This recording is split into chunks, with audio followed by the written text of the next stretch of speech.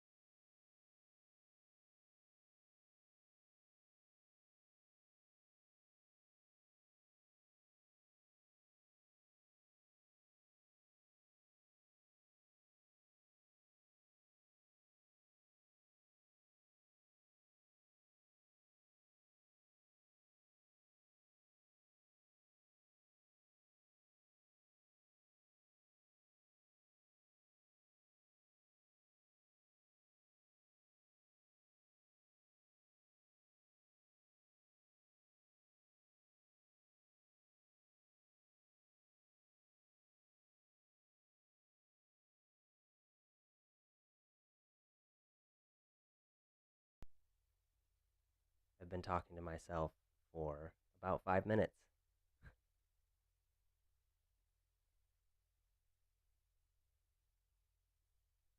Has that fixed it? Did I fix it?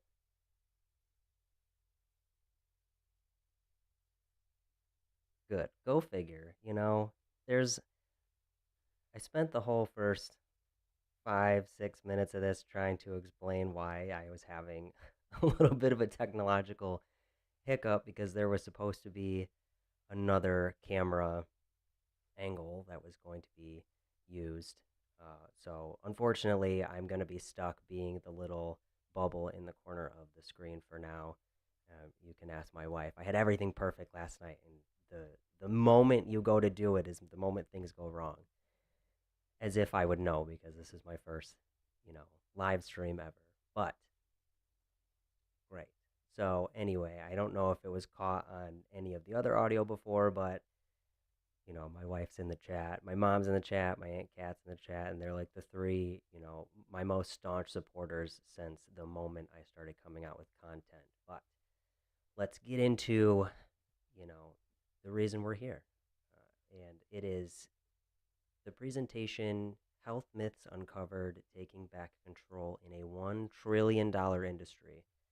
Um, 1 trillion is really hard to fathom in terms of money, but we'll get right into the reasons as to why I created this.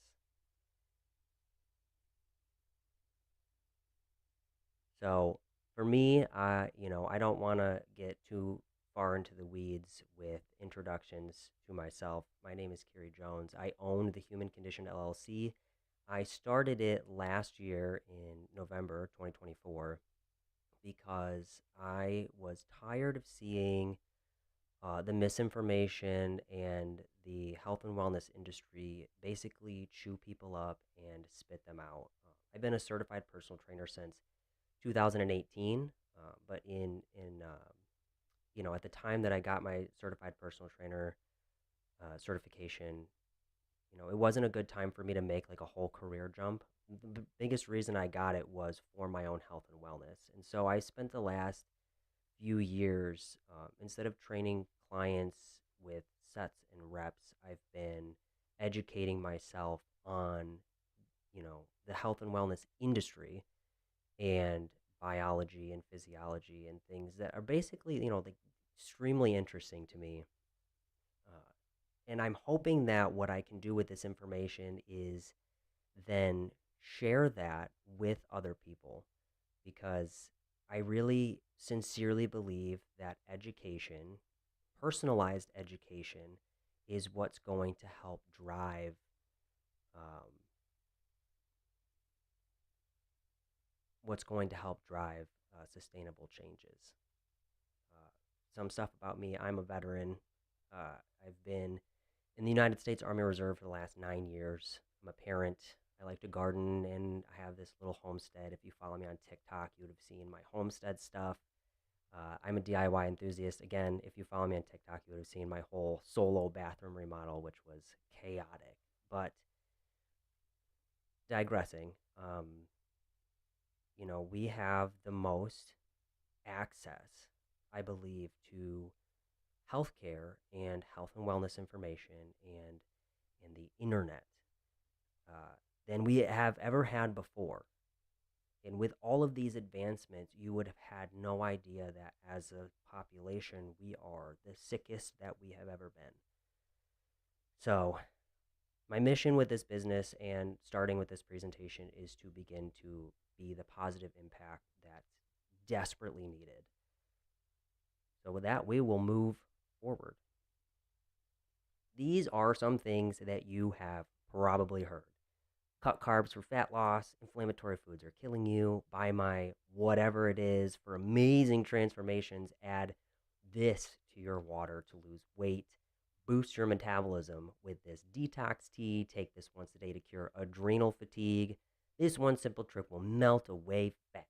Try this workout to shrink belly fat, eliminate toxins, and shed 10 pounds in 10 days. This natural nootropic stack will block cortisol and increase energy. There are so many more that I could have put on here, but this slide is already busy enough. And I am sure that you have probably seen one of these things, and I would encourage you to add into the chat, if you've any other ones that you've heard, because I love reading them and I like to compile these things because, again, like it's so prevalent. And I could sit here and I could break down each and every one of these things, but that would take so much time. And if you want to hear more about certain things, like if you've seen something and you're like, oh, well, I thought that that was true, or I thought that this would work, feel free to, either put it in a comment and I'll respond to it. You can email me, let's have a conversation because, again, like I said, individualized education is what drives sustainable change. And so, on top of hearing these things, you've probably seen these things. And this is what comes up when you're looking for just the most basic healthcare, or not healthcare, excuse me, health and wellness information. So, like, say you get onto Google and you type in, you know, tips on losing weight or how to reduce fat or what's the best exercise for this. These things that you're seeing on your screen right now are sponsored or paid ads, essentially, ads and articles to get your attention in order for you to dump your money into the health and wellness industry. Um, and I'm not like, the intention is not to pick on what it is that you're specifically seeing here, because, for instance, this, I don't know this woman. I don't know anything about her program. I've never seen it before, but I picked it because it has, like, the flashy colors, the big emotional words, particularly for women. Uh, the health and wellness industry has unfortunately hit heavier on women. That's not to say that it doesn't hit on men. Yes, heavily, heavily photoshopped. And it's funny because I have an example of Photoshop later on in this. But so, like, this particular thing, fat loss program for women, hardcore fat loss. Now, if you're looking at this and you are feeling any amount of desperation for, wanting to lose fat, particularly on your health and wellness journey, this is going to grab your attention, and it's probably going to grab your dollars too.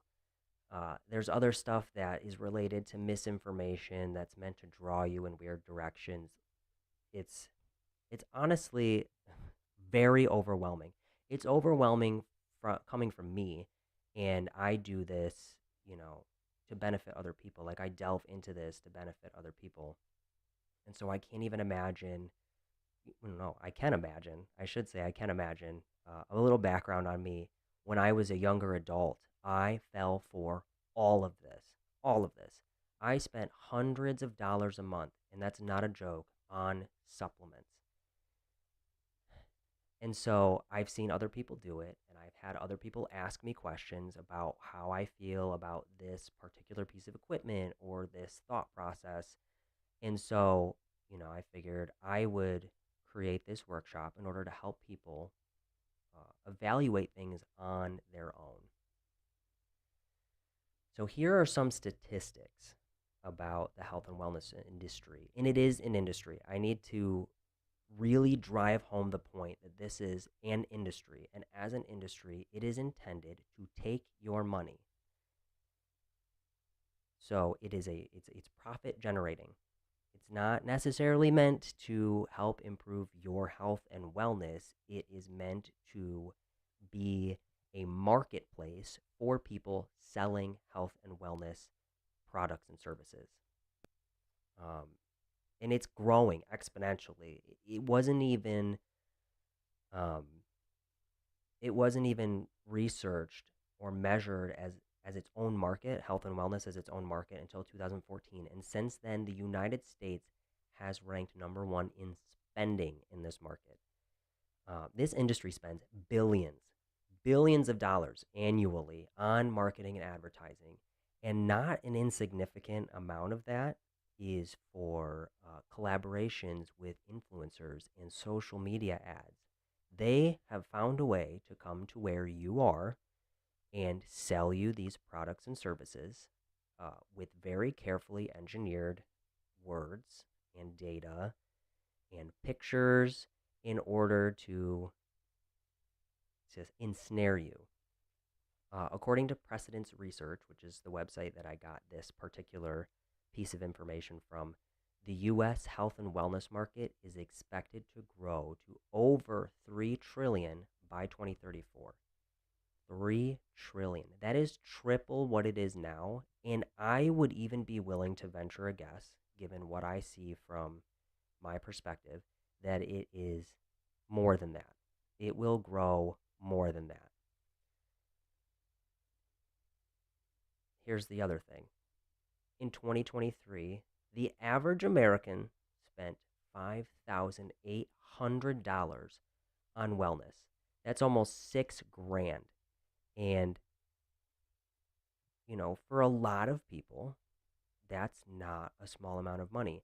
And this is not, we're not talking about doctor's appointments, dentists, the chiropractor. We're not talking about stuff like that. We're talking about health and wellness products and services.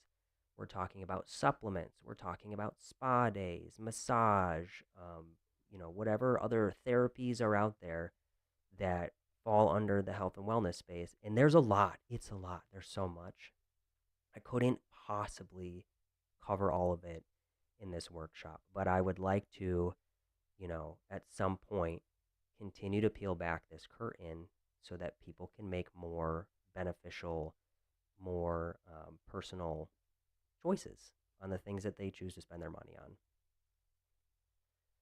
So, some things that you will learn, we've already covered some of the big myths that waste your time and money because a lot of everything that I put on that very busy slide is some sort of twisted way in order to get you to believe a thing.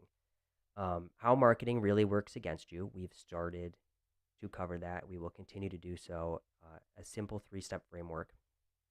Um, this is to help you evaluate any of these claims on products and services to give you more confidence to do so. And I want to clarify when I'm talking about this is I'm not intending to demonize the entire health and wellness industry because there are products and services that do work for certain people. Not everything works for everybody, but what I don't want people to do is to fall into the trap of marketing, of desperation, of following trends in order to achieve what somebody else has, or if you think it'll help you reach your goal faster. If you want to buy a supplement, but do it because you want to do it, not because somebody convinced you that you needed to do it. I take supplements. It's not, again, I'm not trying to demonize uh, the whole industry. So here's the 3-step framework. 1, consider the source. 2, the evidence. And 3, is it, trying to elicit an emotion from you? So for the source, who is saying it and what do they stand to gain from it? 2, the evidence, is it consensus or cherry picked? And 3, what feeling is it trying to trigger and is it claiming to be the solution? We're going to go more in depth in each of these. So stand by. So, number 1, check the source. Who benefits from you believing in this? Make no mistake, anybody who is selling you a product or service will benefit from you believing that information if it causes you to spend your money on it. That's not to say that the information that they're selling you is inherently false or that their product or service won't work for you, but don't be disillusioned by people's fancy words. They benefit from it. And it's a matter of determining how much you benefit from it, if at all, before you choose to A, believe it, or B, spend your money on it. I found this picture. I was Googling to find pictures to put in here. It says, doctors reveal why humans don't need to eat carbs. If I were a person who had created my own plan and cookbook all about, let's say, the carnivore diet, I would wholly benefit from you believing that humans don't need to eat carbohydrates. And so you would then think that you needed to buy my plan because it didn't include carbs. And that can be said for a lot of other things too. Not specifically carbs, not specifically diet plans, but somebody benefits from you believing in the information that they're trying to push out while they're also selling a product. And I'm sure that you've seen it if you've scrolled social media. There's always like excuse me, there's always the start of the video, and I always know it's coming as soon as the video starts. Like, do you feel sluggish? Are your adrenal glands fatigued? Do you have high cortisol, gut inflammation, whatever the case may be? And they're like, I used to be just like you, and now I feel great and fantastic, and blah, blah, blah. And then at the end, they're like, "I take this. Here's a link in my bio." And you're like, of course it is that they're selling these things. They rope you in by trying to get you to believe the information that they're pushing out to you in the beginning, and then they follow up by saying, "Buy this thing that I also take." And one of my favorite pastimes, I've mentioned this in the podcast a few times, is that I like watching videos where influencers are called out on their yes, all the time. They're called out on their, the BS that they put in their videos. And so one of the things is like a very, the niche part of that is like finding fitness influencers, or even like beauty product influencers.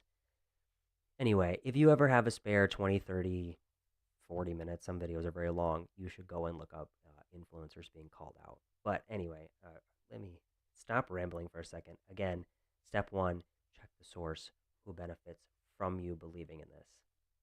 Step two, examine the evidence.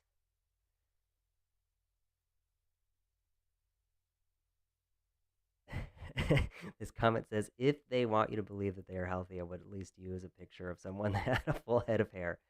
Yeah, yeah, I agree. Some people are bald on purpose, but and I wish I had gone and looked for that picture to see what it was in reference to.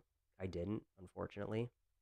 That's my bad. But step two, examine the evidence. Is what they're claiming part of the full research consensus, or is it manipulated piece of data just to verify a claim? Now, I have my associates in business, and for that, I had to take both a marketing class and a statistics class, which I don't, unintentionally shaped my opinion of the marketing industry. After taking that class, I will never, ever take a job in marketing or sales. I don't want to be put in a position where my whole existence is to try to convince you to spend your dollars on something. But a huge issue that occurs not only in marketing and advertising, this also occurs with media, like news media, is that cherry picking information from research is prevalent. It's so prevalent. And, you know, they it's not to say that these research papers don't say the things that they're claiming they're saying, but it's very easy to manipulate the specific consensus, or even if it was consensus, it could have just been a line somewhere that existed in the middle of the research document. And I know this because I studied it in statistics. One of the bigger things in statistics is causation versus correlation, but we won't get into that. This is not a statistics class. But it's very easy to manipulate the words that come out of research documentation and put it into your article or your um, equipment sales pitch, whatever the case is, to get people to believe that what you're telling them is science backed. And I had a conversation with my mom about this on the podcast in the last episode, because people want to believe that people that put themselves in front of you as an industry expert, as a healthcare professional, as a health and wellness professional, they want to believe that you have your best interests at heart. And so what they do is, unfortunately, believe more than they should in the things that people are saying. And I do my very best to not say something can do this, or, whatever the case is. We'll get into an article specifically related to the picture that you see here on the slide, um, which is going to show mostly this step here in examining the evidence. But it's too easy to manipulate words and to say that something does something that it doesn't, and people fall victim to it constantly. What they want to do is they're betting on the fact that you're not going to go and look this up yourself. They are hoping that you are not going to go look up this research to verify the validity of this claim. And if you don't, then if you don't, or if you didn't even think about it, like why would, if somebody said it benefits your brain or it helps increase muscle mass, why would you have any reason to disbelieve it unless you have heard from somebody like me or from somewhere else that it is, you know, basically the industry standard to lie about things, put out misinformation just to sell something. But this picture in particular, again, we're talking about misleading things, and I picked this picture because what you see in the image is a vibration plate, whole body vibration therapy, and it's it's growing in popularity at a very rapid pace, and it was the very first thing that I had looked into when um, it made me realize how prevalent the problem was. Uh, so there's a lot of misleading information. I won't delve into it right now. I'll get into it because this is what the article is about, whole body vibration therapy. That's what I'm going to get into when I discuss this. So we'll move on to the final step, step 3. Watch for emotional triggers. If it's designed to make you feel like you have to have it or it is the solution to a problem, a common problem that most people have, if you saw somebody else achieve the results that you wanted and they're claiming it's because of this particular product, whatever the case may be, uh, it's probably misleading you. Uh, and I say that not, again, I'm not demonizing the health and wellness industry. I'm not saying don't take supplements, but it's not that simple, and it can't ever be that simple. And I know that people don't want to hear that, but you the human body is so complex. It is, it's a series of these different feedback loops that all need their own like balance, and your balance is different from somebody else's balance. So you taking this supplement might have a slightly different physiological response than this person. So like it's just not simple enough to say you need this thing. You have to have it. It will do this for you. That's a claim that can't be verified because although the advertising is directed at you, they don't know you. They don't know your health history. They don't know. Uh, they don't know if you have any pre-existing conditions. They don't know what your last blood work looked like. They cannot claim that the thing is for you. But that's how it's advertised. Unfortunately, again, it's intentionally misleading to get you to spend your money, and it drives me nuts. I'm not going to call anybody out that I know in person on this podcast for asking me questions about certain supplements that they've seen on TikTok, but that is just an example of how prevalent the issue is, and it hits home. It hits home, for people that I know and love and care about. So this picture I picked because I just, I want you to look at it for a second, and I'm sure you've been looking at it for a minute since I started talking about this slide. But it is such a simple, punchy, you know, says a lot without saying a lot ad. And it was for a workout program. But this picture, if you think about it, makes no sense logically. And it's designed to make you jump to conclusions. 7 minutes of what? 7 minutes. Because logically, you have to know that 7 minutes is not going to give you that. 7 minutes of whatever they're selling is not going to give you that. I don't care who you are. It's just impossible. And so it's it's hilarious to me in like a very sad way because I'm looking at this objectively from the I was looking for things that were intentionally misleading that people would click on. Uh, but it's not common sense to everybody, and it's unfortunate. And so part of why I have created this workshop is to be able to help people not fall for silly things like this.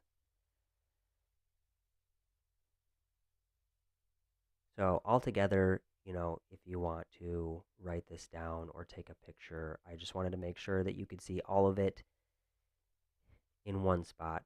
Um, step one, two, and three, the source, the science, and the emotion. Evaluate what it is that you're looking at through this framework with critical thinking, and you will be able to make your own confident decisions on health and wellness products. Uh, I want people to be able to choose what works for them. I want people to be able to explore, you know, the health and wellness industry because it has so much to offer. But it also, again, is an industry that is designed to take your money.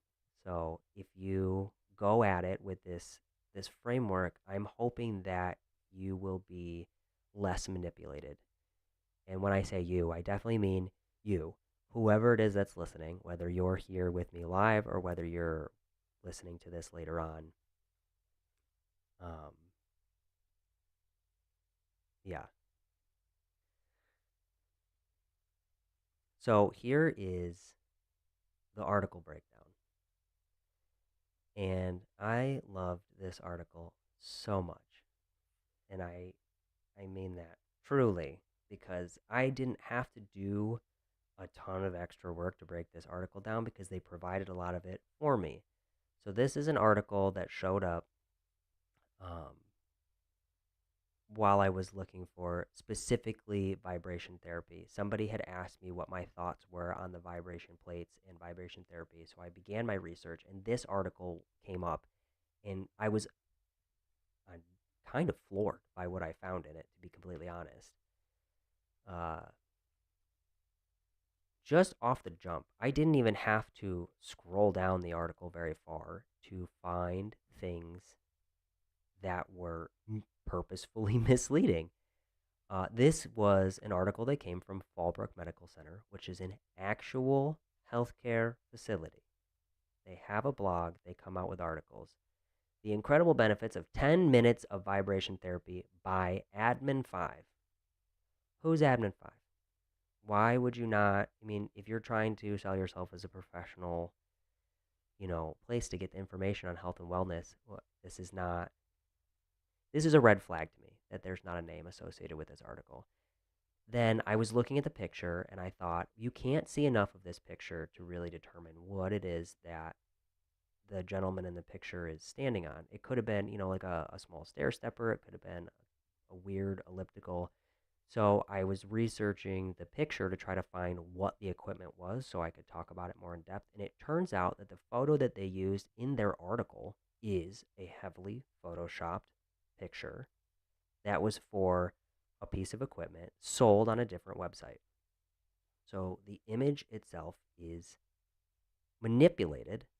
And I don't necessarily know that Fallbrook Medical Center is aware that this picture is manipulated because I found this picture somewhere else too. But either way, if you're going to put information out for other people, you should probably be cautious about the stuff that you're using in it.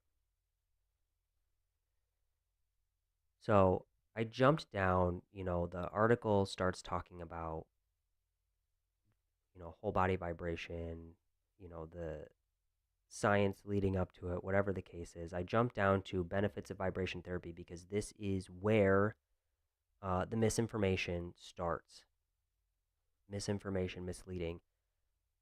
Uh, and these benefits that are listed in this article they didn't just come from this article. They exist across the internet. You can find them claimed in so many different areas. Um, but it says it promotes weight loss. They say that it's been researched for its positive effects on weight loss, specifically fat loss. And they cite a 2021 meta review, which is another way of saying meta analysis. And a meta analysis, like it says, 2,420 studies showed a significant impact. When you conduct a meta analysis, it combines all of the data of all these, in this case, over 2,000 existing studies. These studies were already done. And with that amount, I would have to say, is nearly impossible to determine whether or not these studies were even done correctly. Are they high quality studies?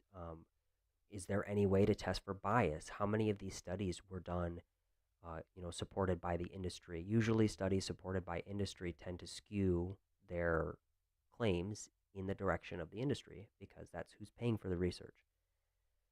Um, there's too many variables across that many studies, uh, and you can't control for that. Like you can't control for, and when I say control, I mean from a study perspective. I don't mean from like a physical control, but like controls are meant to decrease um, variability in data,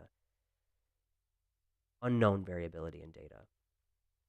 Um, so like you don't know, who was this study done on, when was the study conducted, how long was the study, what were the variables that were being tested, what was the outcome of each individual variable, etc. So basically what this is claiming is that 2,420 studies said that this was good for fat loss. I did not go through all 2,420 studies. I don't have time for that. So imagine somebody trying to make a quick claim on something in order to increase sales of a certain type of therapy. So again, meta-analysis, meta-review, it's good for some stuff. I understand it's if the science is already out there, don't recreate the wheel, but also you have to be very meticulous about the conclusions that you draw um, from that many studies, I guess. And so we'll move on. It helps alleviate stress. Research shows a drop in the stress hormone cortisol after the use of vibration therapy. More studies have to be conducted in this space, but some recent research suggests a positive cognitive impact on the human brain.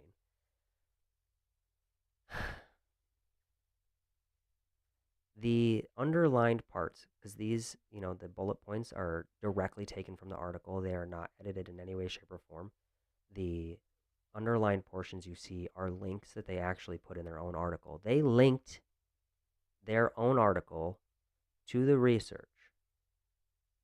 So you see this arrow goes from the underlying portion, drop in the stress hormone cortisol. Cortisol is a huge buzzword now, currently in the health and wellness space. Cortisol is a very misunderstood chemical in the body. Things like high cortisol, adrenal fatigue. There is it's misinformed. There's a lot to that. I could go on and on. Basically, real quick, cortisol is a highly beneficial chemical for the body in terms of adapting to and reacting to stress, normal stress. Uh, Cortisol is a good thing to have in your body. It acts as a master key to turn on and off everything it has to turn on and off in order to help you get through a stressful situation. There is too much cortisol. You can have too much cortisol, but that is a condition called allostatic overload or, chronic stress. But most people don't understand the difference. They just assume that they're operating at a chronic stress level all the time. But anyway, they cited this from the Journal of Physical Therapy Sciences. The research paper was titled Changes in Stress Hormone Levels with the Application of Vibrations Before Resistance Exercise at Different Intensities. Now, I'm not going to put the whole research paper up there. If you've ever looked at a research paper, you'll understand that they're very verbose. They're long. There's jargon in them. So I tried my very best to take out as much of the jargon as possible in order to put in the very key thing that you need to understand. And so, what the conclusion was of this specific study was that the application of vibration suppressed increases in the stress hormone epinephrine. Epinephrine, not cortisol. They're not the same chemical. They're not even remotely close to the same chemical. And so, for you to put in your own article that it's been shown to drop cortisol and then link it to something that doesn't even say that that's the case is astounding to me because, as I said before, they are banking on you not looking these things up yourself, not clicking the link and reading down to the conclusion of the research paper. So the next thing is the same bullet point, but now we're dropping down to the positive cognitive impact on the human brain. This research was titled Whole Body Vibration Therapy and Cognitive Functions, a Systematic Review.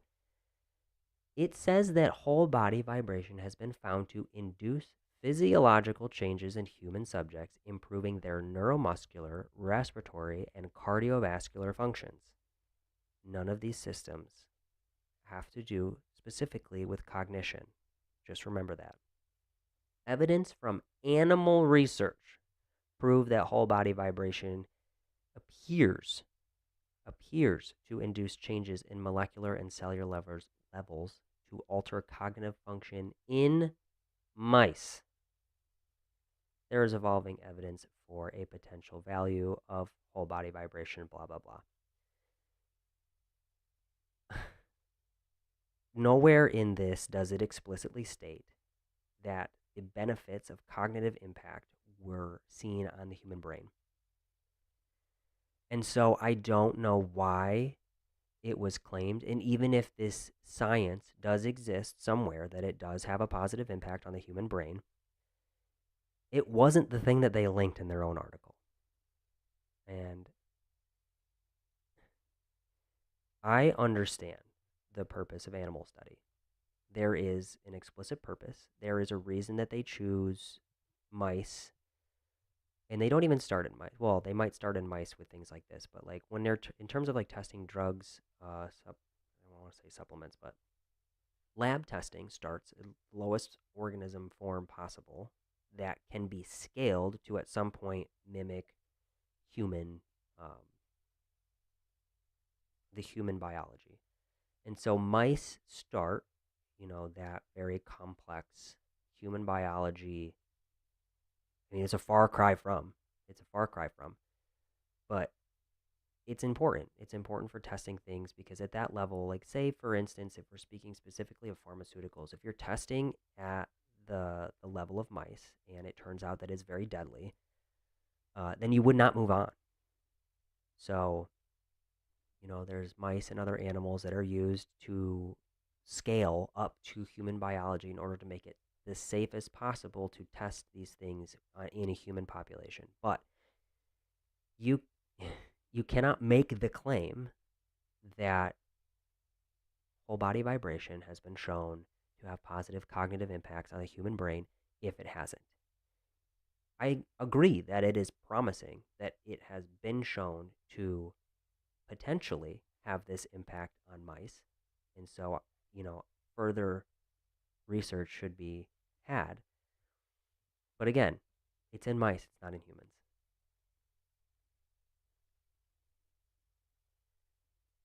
So there's this one. Again, we're using, science. We're using science to really rope people in. And obviously this article wasn't explicitly meant to sell whole body vibration unless it is a service that they offer, and I don't know that that's the case.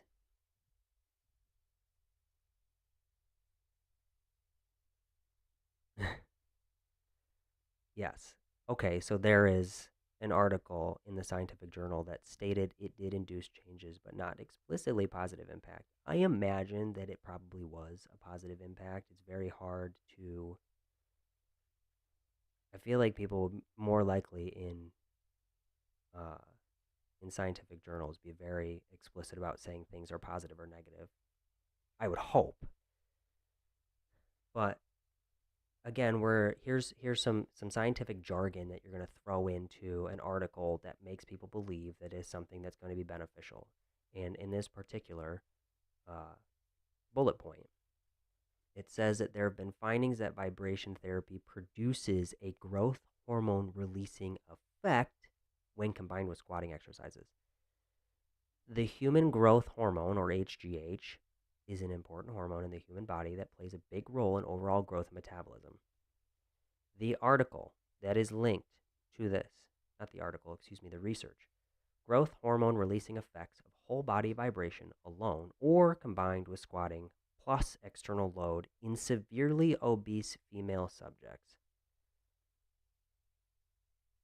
How is any of that different from those fat belt shaker machines from the 40s and 50s? That's originally what I had thought too, and I have to wonder if there's a connection between like the evolution of those those machines. Um, I don't know. That'd be something fun to look up, but I imagine it's probably pretty similar. I know the claims were a little different. I can't remember. Whatever. I'm gonna go off on a tangent. I like to do that a lot. Um, so getting back to this research, the method of the study was they were testing the growth hormone levels on 7 severely obese women. So the problems there is that you have only 7 women. And I feel like 7 is not a significant enough number to mimic any sort of the population at all. And especially if you're limiting it to women, because now you're excluding, you know, the other half of the gender pool. Like, you can't, it's very difficult to make a whole scientific claim on such a small, this is not even constituted as like a drop in the bucket in terms of the population to be studied on. But the conclusion that it came up with, and I'm going to read the conclusion because what I want you to do is think about how you feel about the claim of the conclusion. Whole body vibration alone stimulates growth hormone release and lactic production in severely obese female subjects with no additive effect when combined with squatting plus external load. Further additional studies are required to verify the chronic effects of whole body vibration exercise on the GH-IGF-1 system, which could represent a potentially effective approach for weight management in obese subjects. And I should have read that a little more flat because I enunciated words that were a little frustrating to me, not because of the study, but because of the fact that they used this study as a way to prove a point. You you can't tell people that it can affect human growth hormone based on a study that only included 7 women that were obese. And what I will say is, and I read the study, but what I want you to keep in mind when looking at this information is this information, like, nowhere in here does it say whether or not, these women were on an exercise regimen prior to this.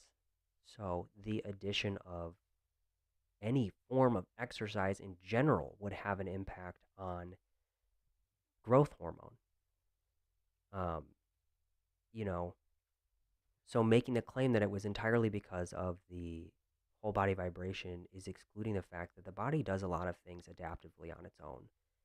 Going from zero activity to uh, any activity is going to cause big changes. Your biggest changes are going from 0 to 1, and then after that, you have to play with things in order to figure out what does and doesn't work for you. But in addition to such a limited study, without knowing, whether or not these women were exercising beforehand, and here's the other thing too, is this happens a lot whenever you have, regardless of the study, and I can't remember what it's called. I want to call it overseer bias, but I cannot for the life of me remember because it's not the case. What it is like when people are being selected for these research studies, they tend to act a little differently than they would normally. And it's not intentionally. It's just like human nature is to like be good at the thing that you're doing.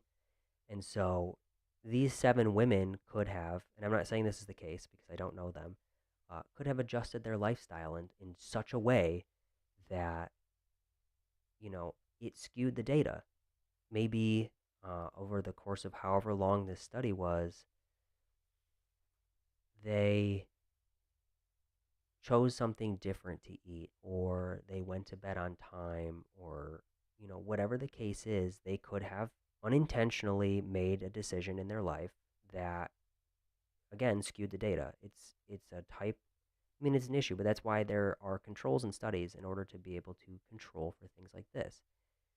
If you didn't conduct an interview for your post, or you didn't include their pre behaviors and their post behaviors, or if they had any behavior change during, you're not going to know. Um, you, as the reader of the article, of the research paper, and then the effects that are listed in the article, are not going to know the difference. Like, you're just going to take it as what it is. And then on top of that, even further still, like this particular one is packed with so many different things. Further additional studies are required to verify the chronic effects of whole body vibration. So for you to say in your article, in your ad, whatever it is that you're selling, if you're making the claim that it does a thing, make sure that the research says that it does do that thing explicitly. They're basing in this particular bullet point, they are basing their statement that it produces growth hormone releasing effects on a study that says more research is needed to see if this is actually the case. And then it even says further still, it could represent a potentially effective approach for weight management in obese subjects.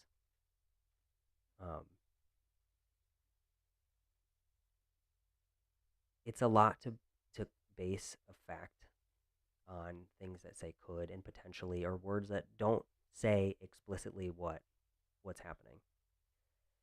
So, that it's very prevalent, and I wish I had all the time in the world to sit down with people and go through specific things. And this is an example of an article that was misleading. It was full of misinformation. It was misleading, not intending to sell anything to anybody, but again, like, you're putting this information out there for people, and it, whether you meant it to or not, preys on people's vulnerabilities, because a good portion of the population, again, with a growing health and wellness industry that shows you with dollars its growth, is getting more concerned about their health and wellness. And so they're looking for the information. They're trying to find the things that are going to help them with their health span and their lifespan. And putting this type of information into an article that somebody's bound to read, because this I found on page one of a Google search.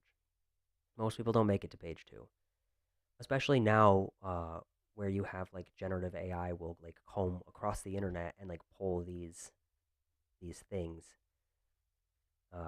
like the little blurbs you see at the top. It doesn't even require you to click on a page. It just pulls across the internet, and then it gives you basically what the general consensus is of the internet. Um, so yeah, that's breaking down an article, just one. Uh, I would like to maybe at some point do a follow up to this, breaking down ads or whatever the case may be. Why I avoided doing that this time, why I avoided calling out certain people or certain products, minus the whole body vibration, because that's like so many companies do produce that I feel more comfortable in doing so, calling them out. Um, I want to avoid basically any sort of like fallout that could come from me saying, the wrong thing about the wrong product.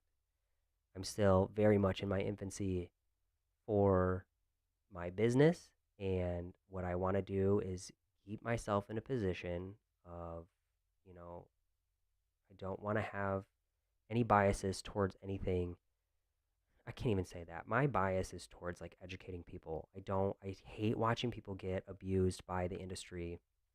I can't stand it. So again, I avoid for the time being calling out very specific things in a public way. If you have questions about something, um, feel free to ask me any way that you can get a hold of me. Feel free to ask me.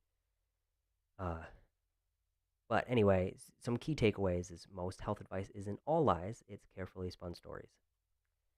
Most. I have to say most because, again, people fall into this industry looking for answers to problems that they have.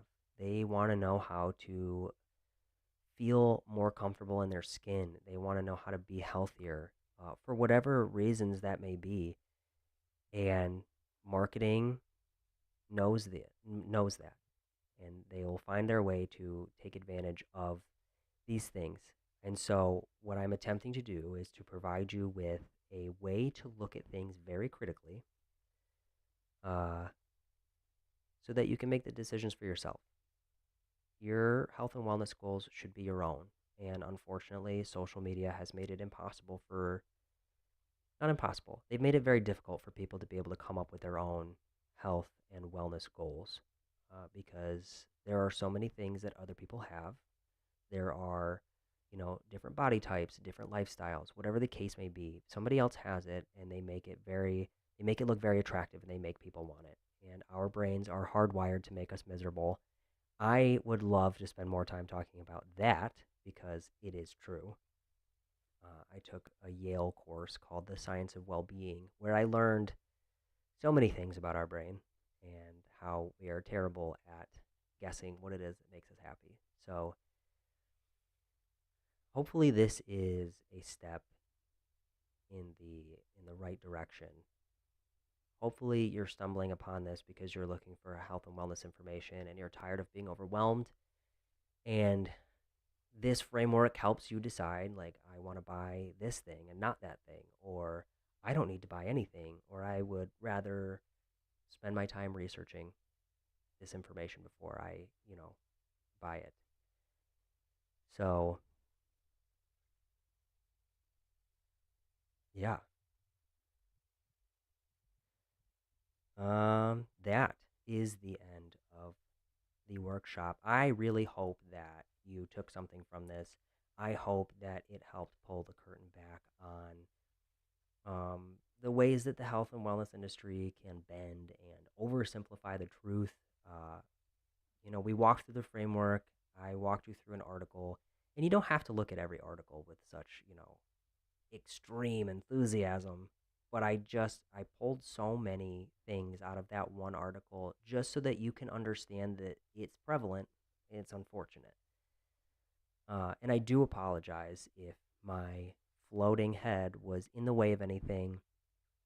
I had intended fully on uh, turning the camera off so you could see certain bits of information that my cranium might have blocked. But if you want, you know, if you want more guidance, if you have questions, if you want to work with me, anything, this is my number, my WordPress account, which is my main website for now. If it changes, I'll make sure to update everything. And my email is thehumanconditioned@gmail.com. Let me look at these comments. I would like to see more information on cortisol. My assumption was that it was bad based on news. Yes, and I can see why. So, real quick, cortisol is basically like the groundskeeper for your body. Like the guy that walks around that has all the keys. And so, whenever you're experiencing something stressful, the guy with all the keys goes around and like opens all the doors or closes all the doors that he's supposed to, or like puts equipment where it's supposed to go, or like tells this person that. Like, it is a key, and the key will go and help you to be able to adapt to this situation. Whether your body decides fight or flight, it will help you adapt to that situation. um, the problem lies in chronic stress, and what chronic stress does is it creates the environment where cortisol feels the need to keep using those groundskeeper keys on everything. And for a prolonged period of time, that creates a lot of havoc on the body. So, cortisol in and of itself is not the problem. It is the environment inside the body that creates the issue. So, I hope that addresses that comment. I love this. You need to do more live shows. Thank you. That was beneficial. I do plan on doing more live shows. I do want to, in the future, do more of these things. This was my first step, my first foray into um, live live classes. I want to do, I would like to at some point also do in-person classes. This will help me figure out what's good and what's not for conducting in-person classes because I want to try to make an impact on my local community as well as people across the internet. So, we'll see what comes up. We'll see if people um, want to comment on things or they want to like bring up an article or whatever the case is. Check out, my blogs, the podcast. Tell me if there's something that you want to see more of. I would love to do a class on chronic stress, specifically to address cortisol because adrenal fatigue is misinformation, unintentional misinformation. It's a little misguided, not on purpose, but yeah. Just like I do at the end of most of my podcasts, I tend to ramble. So yeah, that is that's the workshop.